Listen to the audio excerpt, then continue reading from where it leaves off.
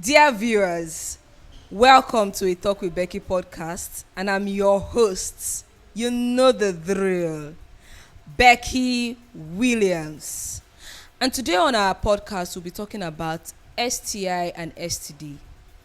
I'm really confused. Are they the same thing or they are different? So that is why we have our pharmacist with us today on our set. He's no other than... Okay, I'm pharmacist Ellis Clinton. Oh, nice to have you on our set today. Oh, thank you, Becky. So I've been hearing so much about STDs and STIs. At first I was thinking they are same thing. Okay. But some persons are saying they are same thing. Some persons are saying they are not the same thing. Please, can you explain to me? Okay, STDs, STIs, some persons use them interchangeably, but the major thing there, like STIs, results to STDs. So let me just make it plain. STIs are infections, while STDs are disease states, like sexually transmitted diseases. Then for the STIs, we have the sexually transmitted infections. So an infection leads to a disease when it's not treatable. So that is when it now results to STD. So that's just the difference between the both of them. So they are not the same thing. Like moving from one From one stage stage to another, yeah. Okay. So what are the types of sexual transmitted infection to diseases? Okay, let me just break it down. Okay. When it comes to sexually transmitted infections or diseases, like I know most of us will know the major ones like the HIV and rest of it all, but there are classifications because there are various forms of organisms that causes these STDs or STIs. Like we have the bacteria, which involves things like your gonorrhea, syphilis, chlamydia, and also we have the viral forms, which involves your HIV, your herpes, and the rest of them all. And also we have the parasites, like the trichomoniasis. So they are just different classes of STIs and STDs. So how does this infection happen in the body? Okay, infections happen once you're being exposed. It's just like by exposure. Once you're exposed to a pathogen, like because these infections or STDs, they don't just come into your body by themselves. First of all, you must be exposed to the pathogen. That's how you first of all get this infection. Like for the STDs, it must be acquired via sexually transmitted means. Like when I say transmitted means, like during sexual intercourse or sexual activities, like we have the oral sex, we have the normal sex, then we have the anal sex. So those means are the various forms in the sense that one can contract such STDs or STIs into the body. Okay. So how can a physician like you, a pharmacist also, detect the kind of STI or STD your patients have, and how do you know the kind of drugs to administer to that patient? Okay, first of all, there are various forms. First of all, there is this physical examination. Like, let me just bring this aspect of gonorrhea itself now. For someone who has gonorrhea, you find out that the person has difficulties. For the guys, they have difficulties to urinate. Like, they always experience this kind of painful urination, but that is just the kind of physical examination. But the major part, in the sense that I can now distinguish which is present or not, is via laboratory diagnosis, in the sense that you take samples, like blood samples, and you examine, you culture. So via that means you get the particular results which you need. And that way you can like trace the particular organism that is present there. And that is how you can now treat specifically. Because when you talk about the treatment itself, you treat according to the organism and you treat based on what your body is sensitive to. I think that was one mistake so many persons make. Like today, you find out somebody after sexual intercourse or whatever, just take ampiclos, they want to flush your body.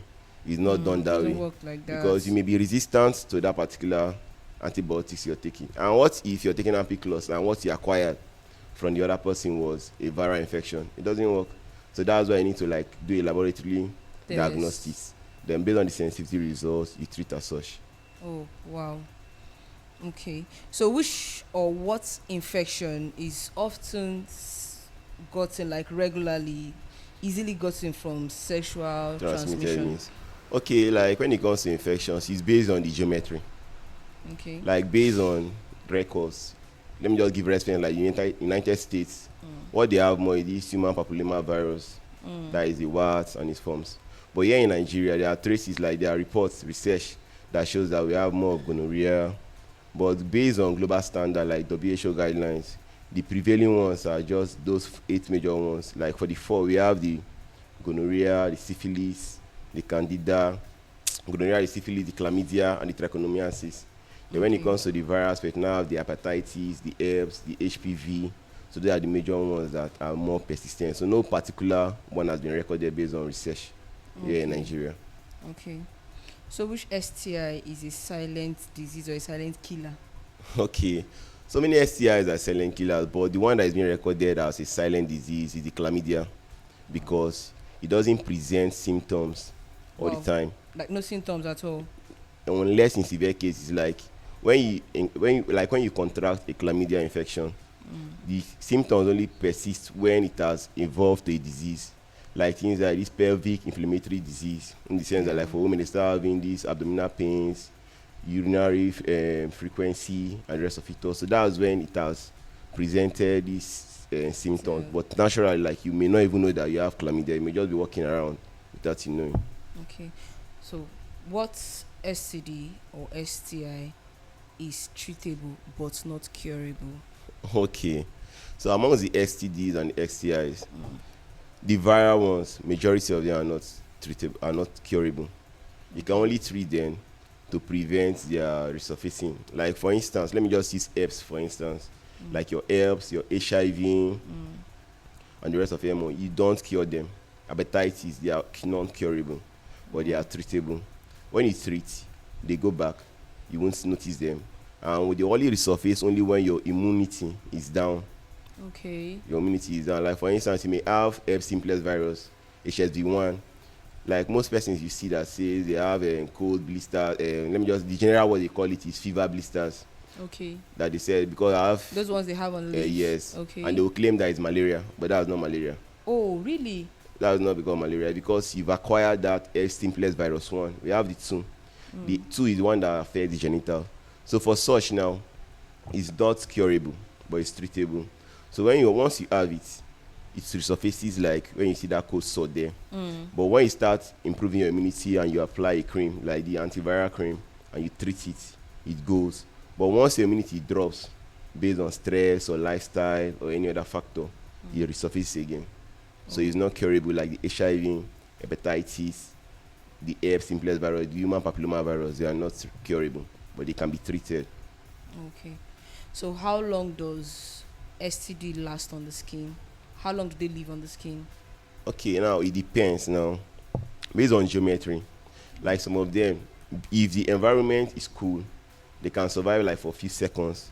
For instance, like when it comes to the bacterial STIs, like the gonorrhea, the chlamydia, the syphilis, like in the body where you can find them around the mucosal lining.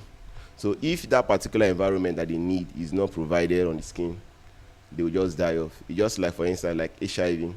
You can have an HIV infected blood on your skin, on your palm, for just few hours. If they've been exposed to it, they die not quite long. So they can exist for a few hours, up to a week. That's why I normally advise that you should always sterilize the objects and demo, because some of them they can exist on the surface for quite some time. But some of them, if the environment is not favorable, then that's when they tend to die off. So let me just say few hours to few minutes to seconds or weeks. That's how they can survive. Okay. So can one contract or contact STDs through kissing? Okay, if I say no, it's just like I'm trying to promote unprotected or irresponsible sexual lifestyle. But I would say the possibility of you contracting it is very low, in the sense that, for instance, let me give you an instance. I'll be using herpes. Okay. For instance, now, if I have an herpes, the infectious one, like when I say infectious, in the sense that you can find it present on my lips. So at that stage, I'm infectious. Okay. And I now have a kind of sexual intercourse, let me just say, I now have kissing with somebody else who doesn't have it. You can contract it because those lesions are contagious. So via that means you can acquire it. But if I'm not having any kind of lesions, like any kind of sore or exposed wound surfaces, you can't contract it. So that's why I now said it's negligible. I won't say you can't, because there are possibility of you contracting it based on the fact that if there are exposed lesions there, you will surely get it. So apart from sex, is there any other means for you to have infections or diseases like this sexual? The sexual transmitted. Yes. What are the other means apart Okay, from the other this? means apart from there, like the hepatitis or the HIV and rest of them, or via blood transfusion. That is one common means. That's why, like, whenever you want to donate blood or you want to like take a blood into your body, they must screen you for sexually transmitted disease and other infections, because via blood transfusion you acquire them. Okay. So that is one major means. Okay. So what STD or STI can one treat without going to the doctor? You can't self-medicate, because you don't even know the one you have.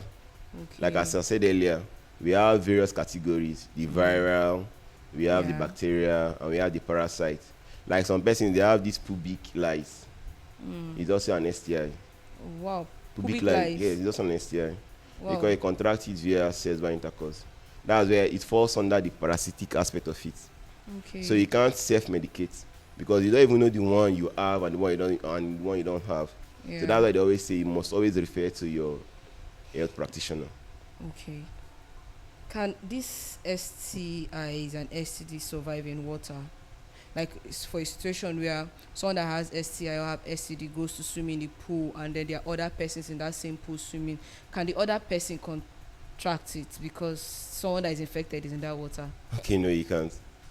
Because like you said STIs or you said STDs, sexually transmitted. So they need to like have a kind of medium. Okay. And when we say sexually transmitted, like we have the sperm, we have the semen. Also we have, when it comes to for the ladies, the vaginal fluids and the rest of them. Like if these particular factors are not present, there is no way you can tend to like contract them. So you can swim in a pool with somebody else that has such infections. You can't contract them the other means. Okay. So is there any STD that can go on its own? Okay, now when it comes to STD going by itself, now let me just elaborate on that aspect. Okay, let me just give you an instance, like syphilis. If you contract syphilis, let me just expose it. Like syphilis itself, you see sores around the genitals, just like wounds. That's syphilis for you. Oh. It will come when you see it there, even if you don't treat it. That's for the primary stage. When it appears, it will go by itself. So you may assume that it has gone, no, I don't have it again, but it's still there. Before you know now, it now like migrates to the secondary stage and the tertiary stage, which are more severe, and that leads to the disease states of it now. So not that it goes entirely. For instance, let me also use herpes. Okay. Herpes itself, herpes simplex virus, like the HSV1. When you have that cold sore on your lips, once you treat, you use an antiviral cream to treat, and you improve your immunity, it goes. You won't find it there. But once your immunity drops, it resurfaces. So not that it goes by itself. There must always be a treatment. Okay. There must always be a treatment measure to tackle it. So to round up this section, how can one prevent having these STDs and STIs? What can one do to not have them? Okay, I will start with this. First of all, know your status. Okay. I know the status of your partner. Okay. Then beside that, we have a mnemonic we use for that. We call them the ABC. Okay. So the What did you call it again? ABC, mnemonics. Okay. So the ABC. Okay. The A stands for abstinence. All right. Abstain. Viewers, listen. So that abstain is a very big word. When we say abstain, like, okay, you now say, okay, they said, let me abstain from sex. So many people, they feel like the sexual intercourse that involves both the male and female genital organs is what we're talking about. What about the oral sex? Which also involve like those men having sex with men, like for the gays and all. So the abstinence is not just, let me abstain from just the genital aspect. Abstain from unprotected sexual intercourse. That's one. Then we have the B. Be faithful to one partner. Yeah, we know guys want to flex now, so I need to have. So you are listening, be faithful to one partner. I just need to have so many girlfriends, at least 30. Like, there's one slogan Nigeria normally use that you won't only eat okra. You need to shove vegetable soup. You need to shove this other one. Just know you're putting yourself in danger as well when you're eating different soups. Because infections, they don't show on the face. Yeah, true. Like gonorrhea now, a female may have a gonorrhea infection, but you will never know. Females have gonorrhea? Yeah. Wow, I'm hearing. If a female have gonorrhea, you won't know. But if a male have gonorrhea, you will know. Because when he wants to start urinating, that's when you know this guy has gonorrhea. But if for a female, based on the anatomy of their reproductive system, you will never know. Okay. So that's why like you need to be faithful to one partner. And when it comes to that, be faithful to one partner, it also involves various means too. We also have gonorrhea of the eyes. So just be faithful. And not just being faithful, also know the status of your partner. Very important. Then the third one, which is the C. Like so many persons, they say, I prefer it raw because I don't enjoy condom. But this last one, that C means condom use. Yes, no. You must always use the condom because you can't tell. Yeah. I may like be with you today, with someone today, within the next few days, I may go and contract an infection. And you may not know. So that's why like that's why it's even difficult in marriage. So that's why you must always use protective means like condom use. For those who want to have oral sex, there is this oral condom you can use for it. There is now. But oral condom. Yeah. Abstain. Try to be faithful to one partner and learn to use your condoms. That's the ABC. We'll come again in another episode in our season 2 for a wonderful topic on health. So for now, make use of this information. Do not throw it away in the gutter. Infection and disease no dey show for face. No dey show at all. E no dey show for face. If you don catch am, be say you don catch am. E no dey easy to even go. You go treat. So behave. Use ABC.